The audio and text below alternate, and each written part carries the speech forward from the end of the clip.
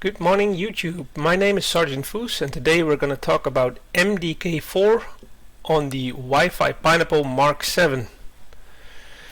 So for you who just recently bought a MK7, the new access point from Hack5, you might be interested in this time what the unit is capable of. So you've seen videos, you read things about it, and now you're like, hey, bring me to the next level. And first a disclaimer, I'm a total noob. I'm not a hacker. I'm just trying, experimenting, learning, and because I like to share my knowledge with everybody, I every now and then make a video. So also based on request, so if you have a request, leave it in the comments below. Today we're going to focus on MDK4. By the way, MDK4 is by default not installed on your Pineapple, so you need to go into Manage, Get Available Modules, and even in the base version MDK4 will be available for you. The first time you run it, it will ask you to install some dependencies, and just hit OK and you should be good to go and end up in this menu. So first things first, what is MDK4? So MDK4 is, if I believe, a package contributed by the Aircrack NG community.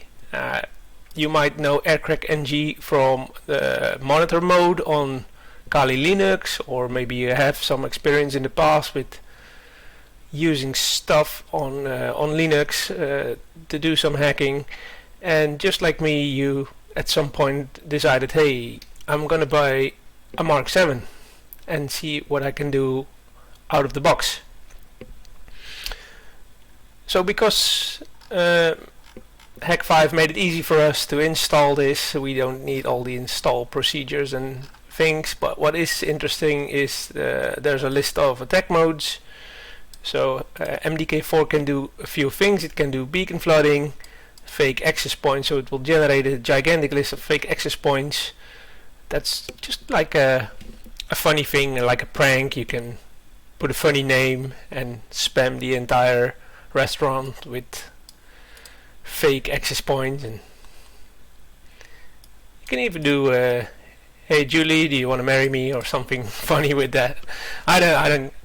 It's up to you, but that's of interesting. We're not going to discuss beacon flooding today. We can do that in another video if you guys like that. We're going to focus today on attack mode D, deauthentication and disassociation. So what this is it's some kind of a software-based Wi-Fi jammer. So it deauthenticates and disassociates clients from an access point. Yeah, so that's what we're going to discuss. There's also a DDoS mode that can disable entire access points. That's also for another day. But yeah, read this. It's on the Github, in the address in the top, and you can find what you can do. But please note, this list is a little bit bigger than what the Pineapple gives you. So if you open the attack modes, you have all the attack modes, but for instance the D version, MDK D, that's what we're gonna discuss, it only has 4 options, and in real life it has a few more. So that's also a hint and a trick I'm gonna teach and learn you guys. So first things first, let's go over this menu. So this is the command line. So MDK4 is a console-based protocol. So if you would open your built-in console and you would type MDK4, basically you get the very same stuff that you see in the graphical interface. So it tells you about the B mode, the P mode, all those modes that we've seen on the website over here. And it gives you like a help section, and the bottom one even gives you information about each attack mode. So what we are interested in is in MDK4-help mode D, And as you can see, it has 1, 2, 3, 4, 5, 6, 7, 8, 9 options, while the web interface only gives us 4. So let's go over, let's close the shell and let's go over this. So what MDK4 needs is, it needs of course the attack mode, so it's just a drop down. It needs an input device and it needs an output device. This is kind of weird if you look at YouTube videos about MDK4 or maybe even MDK3, which is a hint by the way, because MDK4 is pretty new, and you find a lot of videos on MDK3 and the syntax is basically the same. So you can even type in your commands that you find on the internet in here, and it will do the attack. It will just send it to console like normally. So you can even leave this part alone and use the entire console all the time. So that's how I like to do it. But today we're going to go over the graphical part to make it easy. So you need an input interface, so it shows you all the antennas on the Mark 7, and we're interested in one that is in monitor mode. So it needs to say WLAN, a number. I guess everybody will have 1 as the default antenna. And you need MON for monitor mode behind it. If you open this drop down and you don't have the monitor mode listed in here, you need to go to your Pine AP, and by default this is disabled. So if we say save, this basically means that your antenna is not in a monitor mode. So if we go in here, we select the D. Well, it takes a little while to refresh this list, but by default this will say just WLAN 1 without the monitor part behind it. So if you need to enable this, go in here, click on advanced, say client connections, enable Pine AP and say save. That will put antenna 1 into monitor mode. Because I already had this running, my list was up to date and showed me the monitor mode in here. But if you find yourself with a list without one, do as I said. For the output interface you can pick the very same one. It will work just fine, and technically we would be able to start right now and send DT authentications. But what this mode will do by default, it will kick everybody within its range of the network. And I am myself connected to my Pineapple. This is my admin SSID. So every Pineapple has one antenna reserved for admin access, and mine in this case is Zigo777. But if I start this mode, it will kick me off. I won't be able to reconnect to my Pineapple, and I have to power off my Pineapple to make it stop. So this is a really effective Wi-Fi jammer, and people will have a little bit of experience with this. They know that it's a very powerful device, the Pineapple, because even with the default antennas which I'm running, if I would do a 1-minute scan, it would find people that are over 160 meters away from me. I know that because one of the SSID names is a family member naming a couple blocks, a couple streets away from me, and I was, hey, let's walk there with my mobile, with my phone, do a scan, and I confirmed it was 160 meters away. So be careful, because this jammer, although it's not intended as a jammer, MDK4 is very capable of doing that up till 160 meters away. So without permission it's a no-go. So you need to have permission, in my opinion, from people you're going to affect.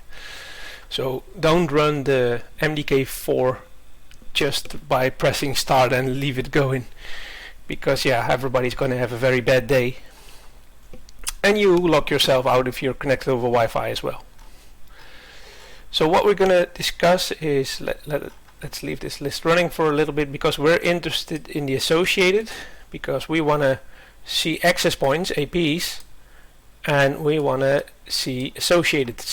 So in my case, this is my SSID, which I temporarily give it a visible SSID with a random name. And you can see it has a few clients, it has a thermostat connected.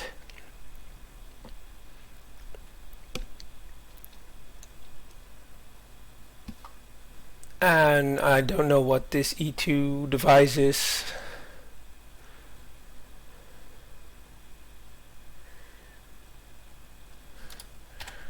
Maybe we can find out by running a scan.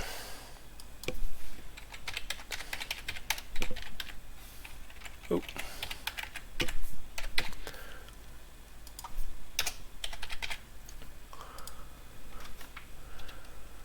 I'll leave this going for a little bit. There's an FN link connected. These are my neighbors, which is temporary because they're moving, and I ask permission to do a test today. So let's see what we have.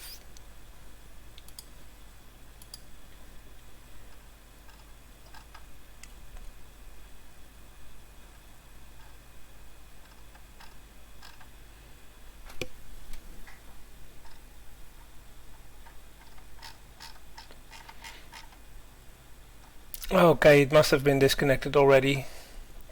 I don't see it in this list.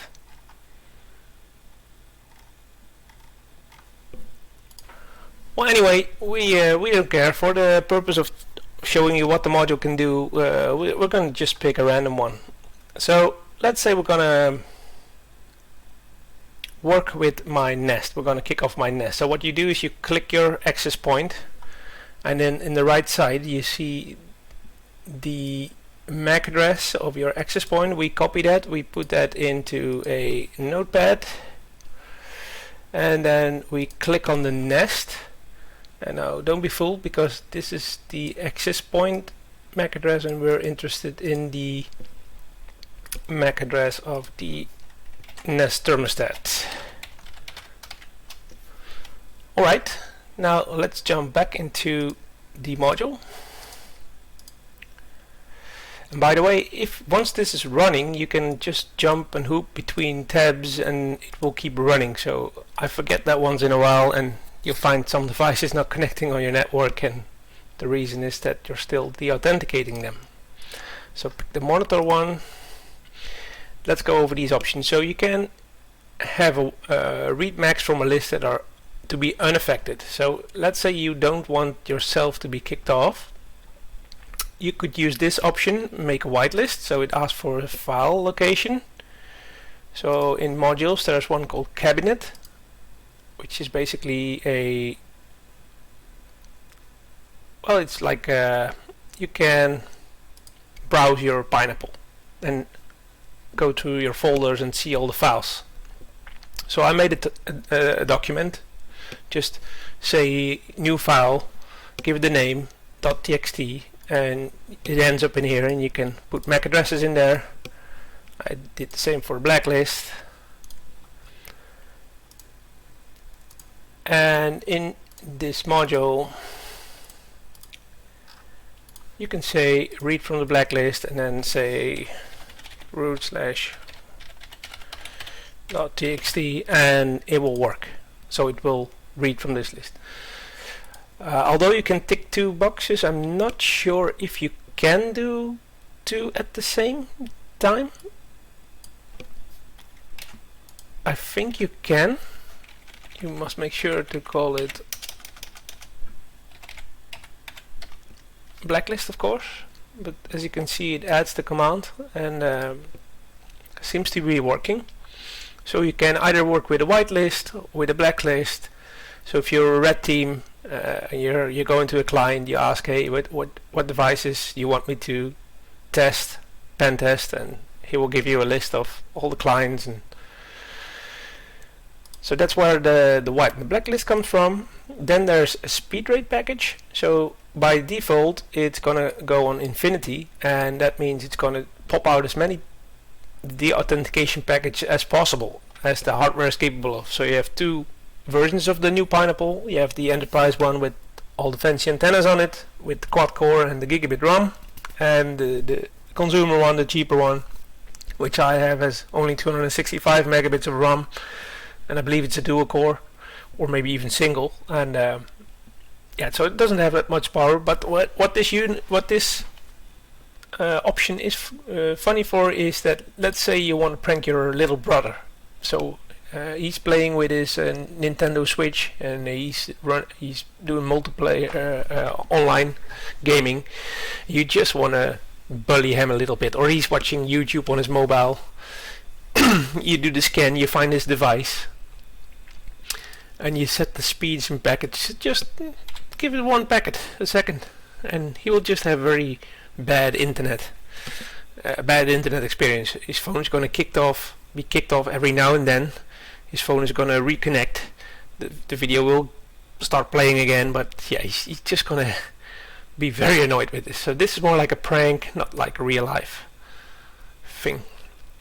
And then enable channel hopping. It adds the -C command to it, and what it does is you can say, hey, I only want to spoof channel 1, or comma separate, and I want to do 1 and 13. So you can make it a little bit more effective based on the channel. And if you are interested in which channel is, then this was our access point, and it's running on channel 8.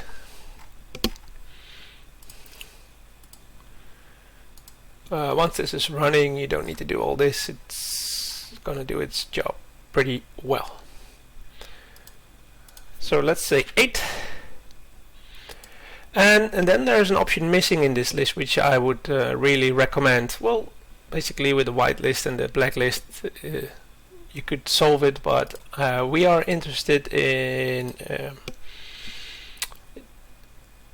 a mode called stations. And if you this is the beacon flooding, mode A, mode B, mode D. This is the one we're interested in. And by adding a S, you can put a station MAC address in there. Specify a station with a MAC address. So that's what we're gonna do. We're gonna attack a station, which is my Nest thermostat.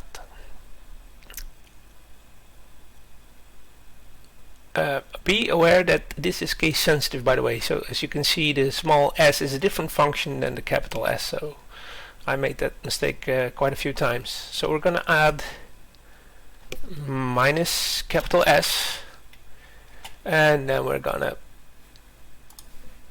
pick our target.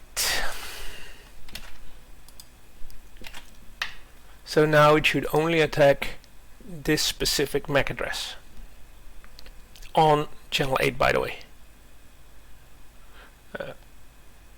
So let's give that a go and see where we end. So in the output down below, it will act as your console. You can see what it's gonna do, and it refreshes every 5 seconds. So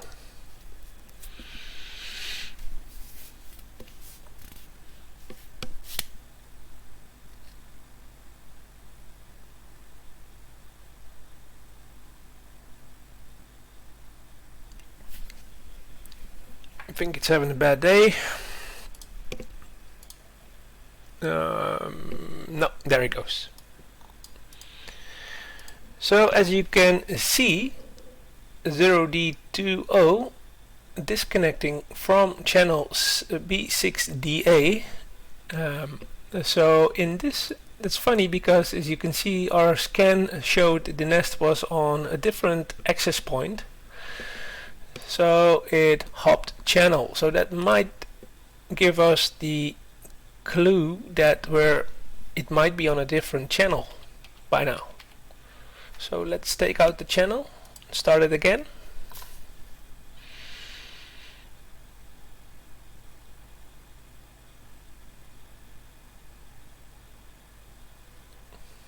Still disconnect from the same access point.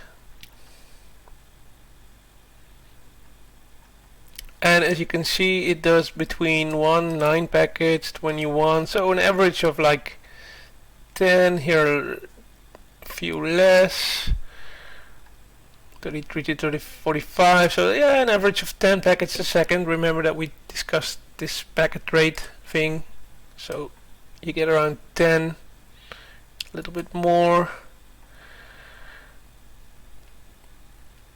But yeah, my Nest is now being de-authenticated from my network, and we're no longer capable of finding it.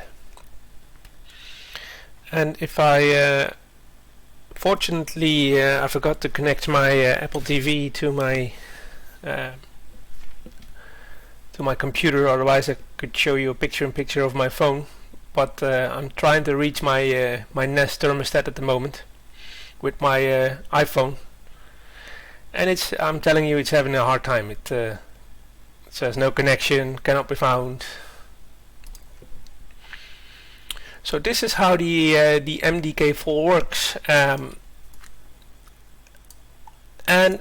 in case you're interested or want to know, so just go into AP, make sure it's still on advanced so that the monitor mode is active. You can open your console, and if you paste the command we seen in the web interface, you can do the exact same thing, but my experience is that this runs a little bit smoother because the web interface only updates every 5 seconds, and as you can see, this updates a little bit more. And also, if you see the packet range, see 132 packets a second, 72, 120. So I think because of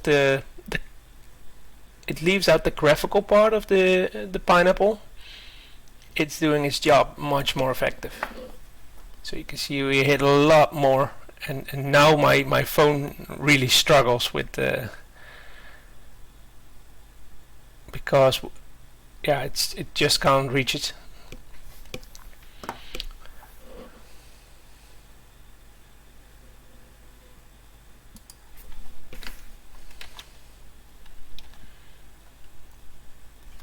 So to stop it, you can either do Ctrl+C or close it. So that's a way to make it work.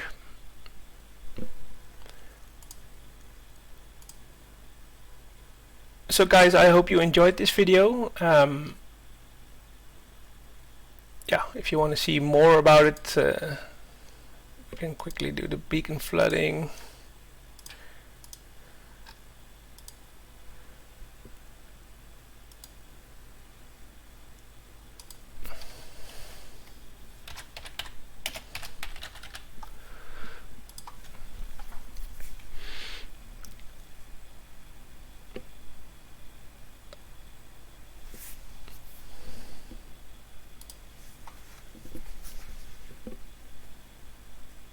See, if you start your beacon flooding with MDK4, and this list will grow and grow and grow and grow.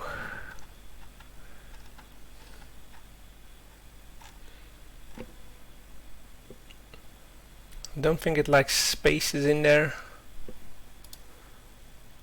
Or you can even make a random list.